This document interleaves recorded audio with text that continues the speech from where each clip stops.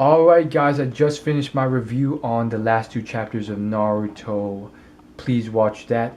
This will be solely on, or mainly on, the announcement of part 3 of Naruto. So we got part 1 and 2. Part 1's the first, however many hundred chapters of Naruto. Part 2 is after the time skip.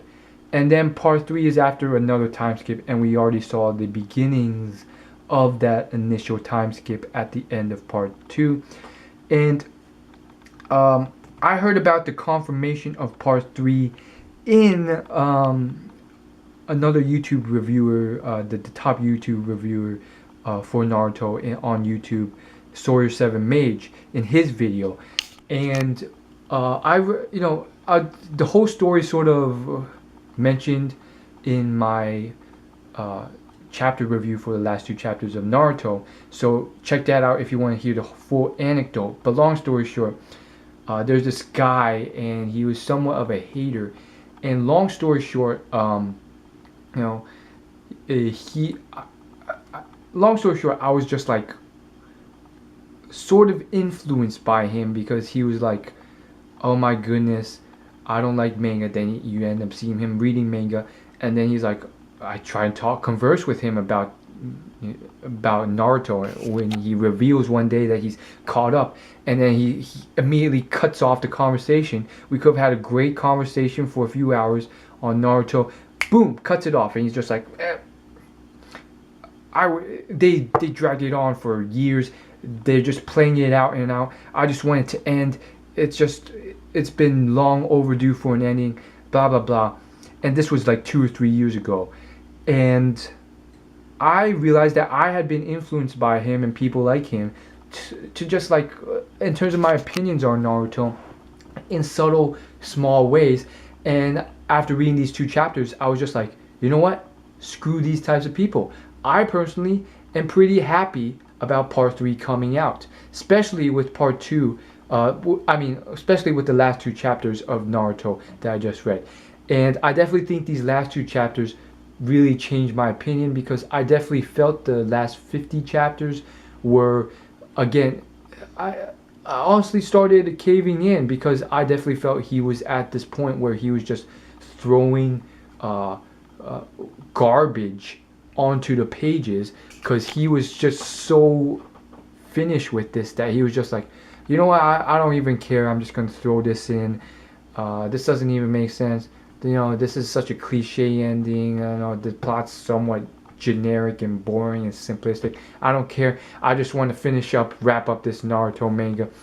But after reading, I definitely felt like after reading the last two chapters, the author at least put in decent work, decent effort for those last two chapters to just finish things up, color them, create all these new characters for the next generation.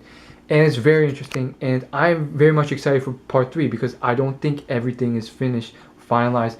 Honestly, from my perspective, the infant Tsukiyomi still solves a lot of the problems that this sort of 5-summit Kage solution that Naruto has revealed in the final chapter doesn't really solve that much, because if you look at the real world, those sort of things, United Nations, doesn't really solve pain, tragedy, war, all those things that the infinite Tsukiyomi technically solves, although in a somewhat immoral way.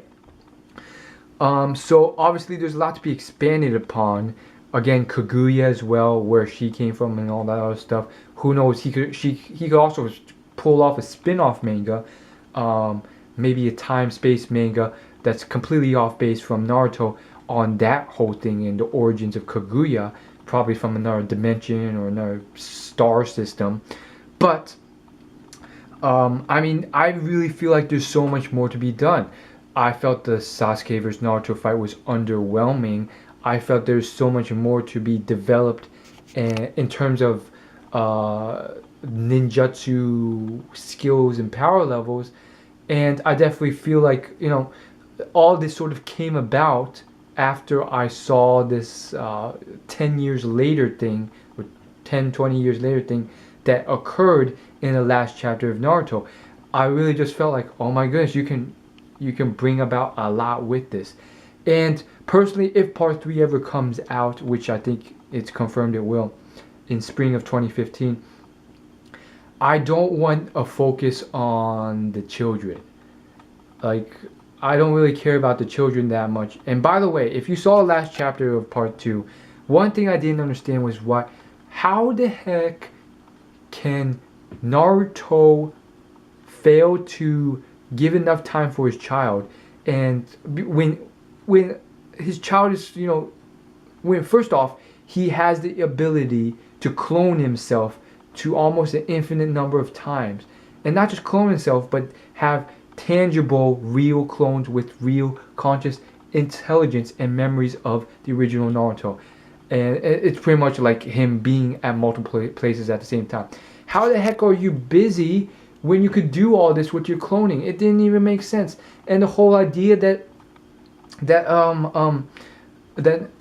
Balt, his child, was doing these pranks out of a lack of attention. It was the same thing that Naruto struggled from. So for his dad to have failed like this big thing, and failed to realize that his own child has the same sort of or similar struggles that he had as a child, it's like, that's the hugest falsity as a parent. I can't believe that you missed it out of everyone in Naruto. So it's just like, what the heck's going on with that? And it's just like, why can't you just clone everything? How can you be late to meetings when you could clone yourself? How can you be busy at all when you're doing that sort of stuff with the Kagebushin? But who knows what the heck's going on with that? Perhaps the author forgot to factor that in. Who knows? Finally, though, I personally am, very much excited on the potential of mainly Sasuke and Naruto, and all the potential for new characters and new things going on, because there's 5 villages, but there's the whole other world of Naruto that's developed since then. New villages, new battles, new wars going on, new tragedy, new stuff. Maybe Kaguya will resurface. Who knows?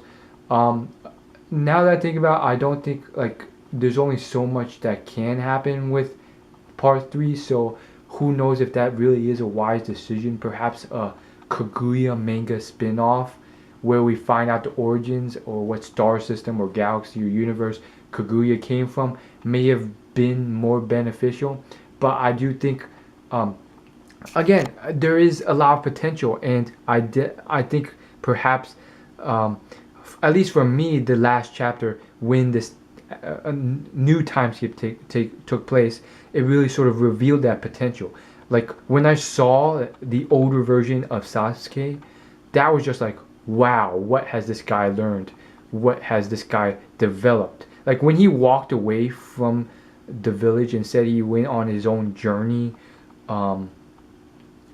when he went on his own journey, and I saw his eyes, I was just like, he's already such a beast. He has the freaking Rinnegan in one eye, Manchu Eternal Sharingan in the other. He's going to develop some new techniques. And then when I saw him in his elderly form, it was just like, not really elderly, but middle-aged. He was just like so cool. Like he just looked like a completely different person, not so much a child or kid anymore. And it's just like, I really want to see where he goes.